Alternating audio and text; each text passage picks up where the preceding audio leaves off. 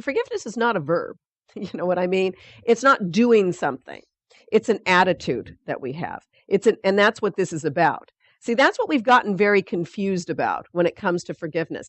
Forgiveness, as the Course would say, is a selective remembering based not on your selection. And that's what Tyranny is saying.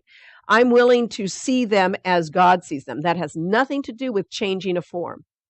See, the fact is we think immediately forgiveness does something in form, okay? But if healing is really about healing the mind, then it has nothing to do with the form. Might form happen? Perhaps. But is it dependent on it? No. Why? Because in fact, there's nothing out there.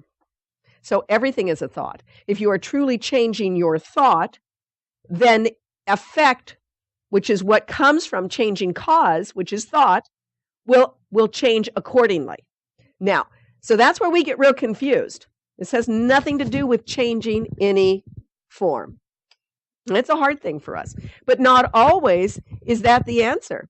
Many people who've gone through, been attacked or something, they've died. Their bodies are no longer here. But the example of the effect of their love has not diminished. Look at Jesus. He forgave. He didn't stay. And part of it was his own personal lesson. But the thing you remember about Jesus is not, oh, poor Jesus got killed. What do we remember about Jesus? What an example of forgiveness and love. Wow. The death part, some people like to hang on to that. That's clinging to the old rugged cross. We want to keep dragging that cross along with us, It's the old story of the golfer. I have to say this really quick, a little joke on the side. The golfer who went to golf and got home really late, and his wife said, "What happened? When'd you get home so late?" He says, "Oh, it was terrible. Joe died on the fourth hole." And he said, "Oh my God. Oh, that's terrible. What happened?" "I don't know." He says, he swung and he just died. He says, "Yeah, it was really tough. The rest of the day it was hit the ball, drag Joe, hit the ball, drag Joe." And it was just okay. My point in saying this, that's that a golfer would understand, right? You don't stop the game. Did that day happen to you? And you drug the guy. My point in saying this is that's the same way it is with the crosses we drag with us. We don't let them go. We think, I've got 12 crosses that I drag around with me. Maybe it's my parents. Maybe it's my ungrateful kids. Maybe it's my boss who was, not helpful to me. Maybe it's a health issue. And we take the crosses and we tie them up on long ropes and we drag 3 or 4 of them with us.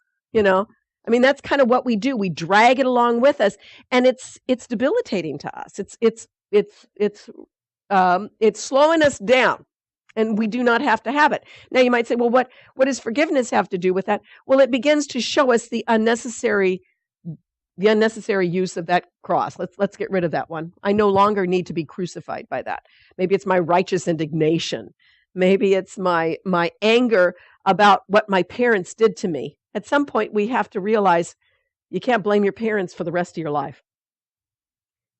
Maybe it's my children who are ungrateful. At some point, they have to grow up too. I thought that was powerful what Bobby said. I'm going to love him and know that God is the strength in which he trusts too, whether he's aware of it or not. I have to trust that, because the more that we trust that, the more powerful that reality is to our loved ones. So to me, that's really what forgiveness is. If I am holding only the truth for you, at some level, whether you acknowledge it or not, you are feeling that. So that's the power of this. And the Course is constantly telling us, why do we do these lessons? Why do we forgive? Why do we hold on to the truth? Why do we love? Why do we focus on this strength? It says we do this, and I love this, not only for everybody we see, but I love how it says we do it for the ones that have passed on, and we do it for those yet to come, those yet to be born. Think how powerful that is. That's a thought that every time I think about it gives me shivers. What it says is how connected we all are.